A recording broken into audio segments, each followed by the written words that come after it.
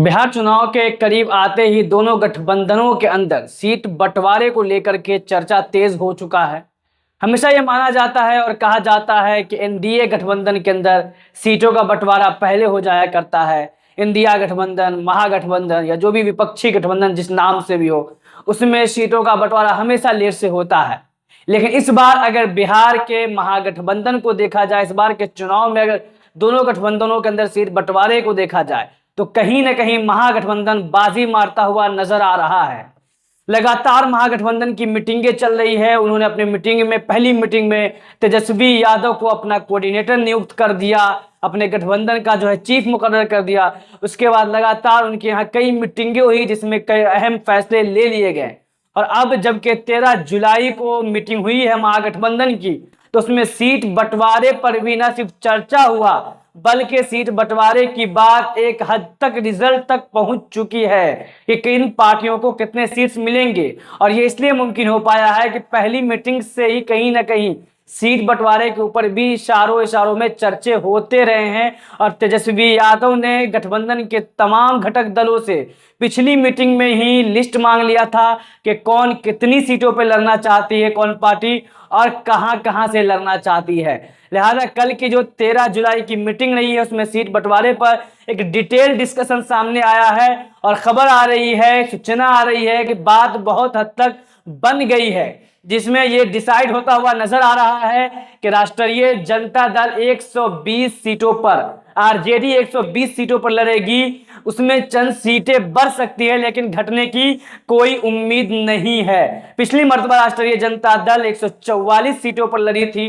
और 75 सीटें जीत पाई थी, जबकि 2015 के इलेक्शन में राष्ट्रीय जनता दल सिर्फ 101 सीटें लड़ी और 80 सीटें जीते थी।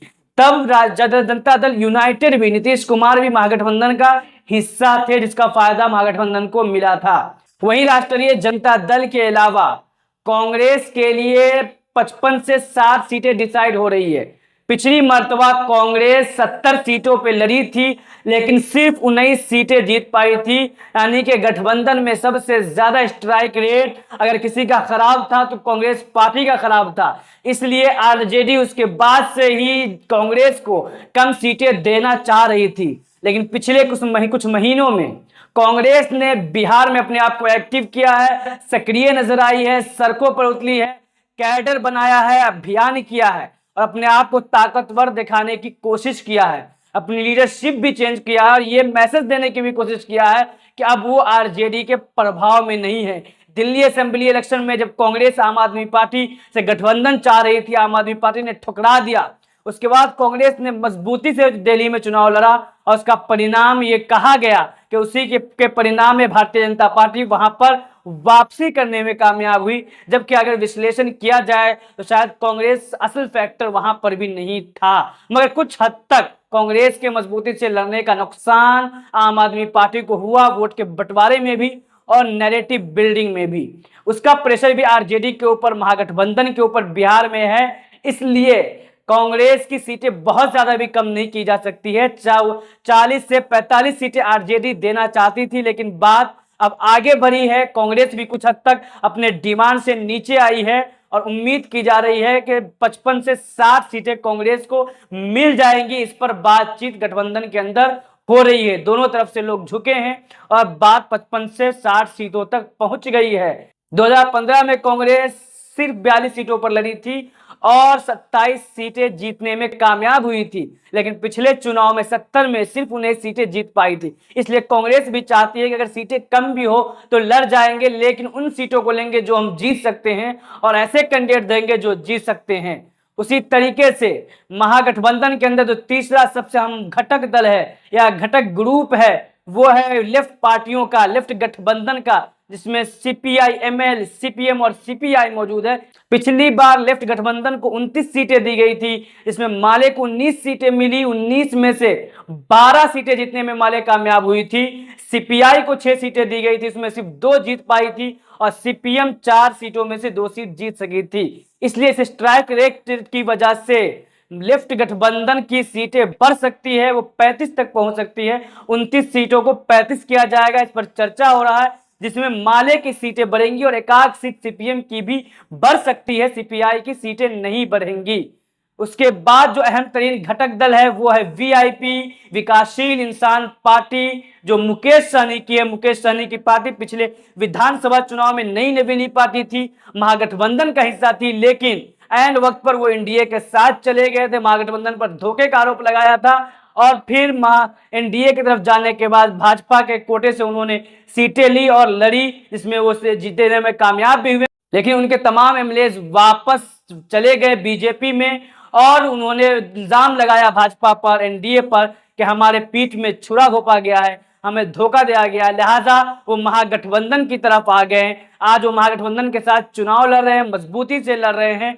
उनको भी 20 से 22 सीटें देने की बात फाइनल हो रही है। उनका डिमांड 60 सीटों का है, जो उन्होंने मीडिया में भी कहा, उन्होंने अपनी मीटिंग्स में भी कहा, लेकिन उतनी सीटें देना मुमकिन नहीं है।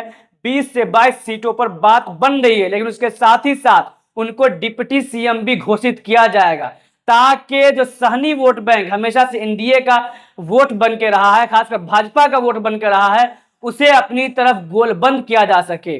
मुकेश सहनी को अगर डिप्टी सीएम घोषित किया जाता है तो ऐसे में सहनी समाज के अंदर एक उत्साह पैदा होगा, और वो सहनी समाज जो भाजपा का वोट बैंक तो रहा, लेकिन उनकी कोई लीडरशिप बिहार में नहीं थी, उसे अगर अपनी दूसरी कुर्सी मिलती हुई बिहार की नजर आती है, तो मुख्यमंत्री के बगल में उनका आदमी बैठता हुआ नजर आता है, तो सहनी वोट मुकम्मल नहीं तो 50 से 60% तक गोलबंद हो सकता है, जो महागठबंधन के लिए फायदेमंद होगा। इसलिए मुकेश सहनी को डिप्टी सीएम भी घोषित किया जाएगा। 20 से 22 सीटें और डिप्टी सीएम का पोस्ट, उप मुख्यमंत्री का पोस्ट उनको दिया जाएगा। इस पर बात बन रही है।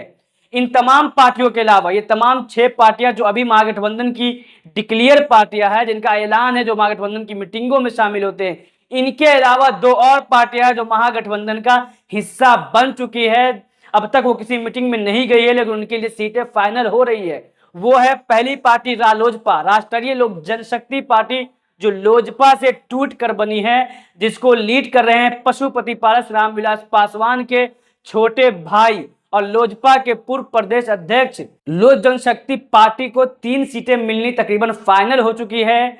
5 सीटें भी हो सकता है कर दिया जाए, लेकिन 3 फाइनल है, जिसमें से एक सीट पर उनके बेटा पशुपति पारस के बेटा मुस्कान लड़ेंगे, दूसरे पर उनका भतीजा लड़ेगा और तीसरे पर सूरजभान सिंह के भाई चुनाव लड़ेंगे। 3 सीटें उनका फाइनल है, 5 भी हो सकता है। उसी तरीके से झारखंड मुक्ति मोर्चा जेएमएम भी महागठबंधन का हिस्सा बन चुका है। पहले वो अलग लड़ते रहे हैं, कुछ वोट भी झारखंड के पड़ोसी जिलों के अंदर वो काटते रहे, जिसका नुकसान महागठबंधन को होता रहा है। और अभी चूंकि जेएम इंडिया गठबंधन का बहुत ही अहम घटक दल है और झारखंड में आरजेडी उनके साथ गठबंधन में है, इसलिए बिहार में 2 सीटें उनको भी दी जा रही है। इस तरीके से सीटों का बंटवारा तकरीबन तय हो चुका है। इसमें चंद सीटें आगे पीछे होंगी, लेकिन तकरीबन जो सिनारियो होगा सीट बंटवारा का वो यही होगा। इस पर बात तकरीबन डन होती हुई नजर आ रही है। फाइनल डिसीजन भी शायद अगली मीटिंगों में ले लिया जाए।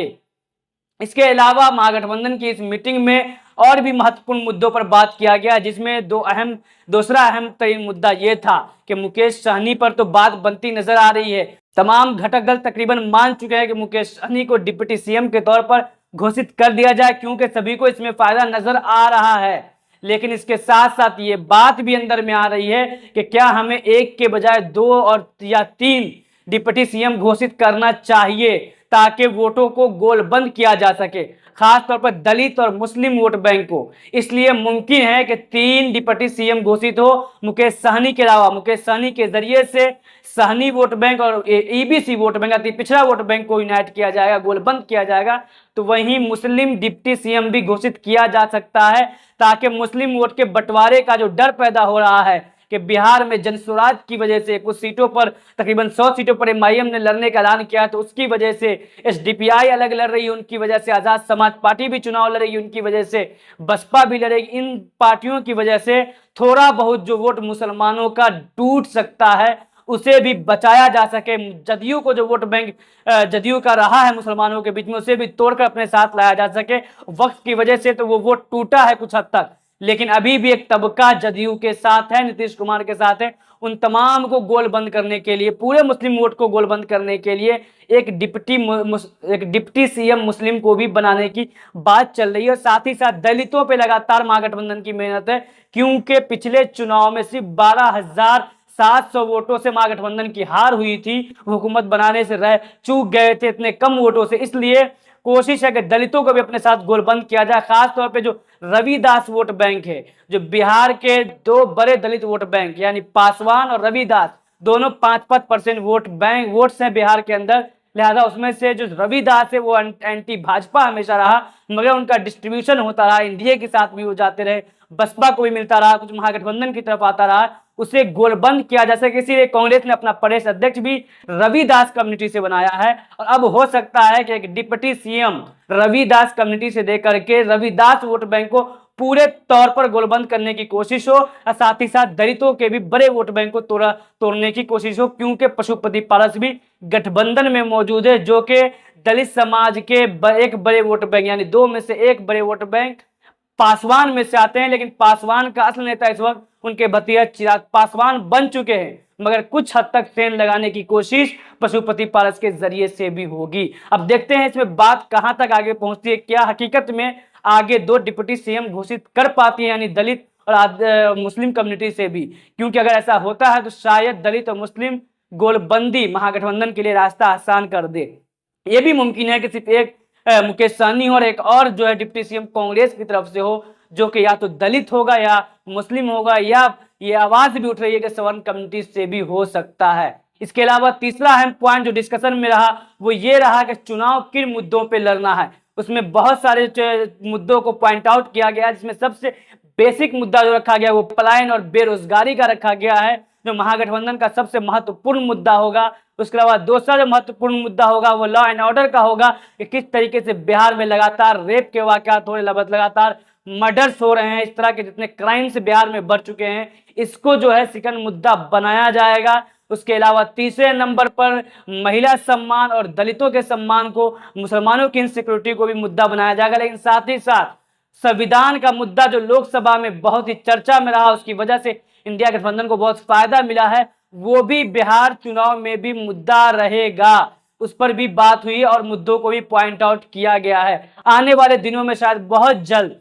10 दिनों 20 दिनों पर या एक महीने के अंदर अंदर में ही ये तमाम चीजें, खासतौर पे सीट शेयरिंग का मुद्दा और डिप्टी सीएम का मुद्दा जो है वो क्लियर हो जाए और महागठबंधन मुकम्मल तौर पे चुनावी रण में कूद पड़े। अब देखते हैं कि इसका क्या रिजल्ट, महागठबंधन को क्या फायदा महागठबंधन को आने वाले चुनाव में मिलता है।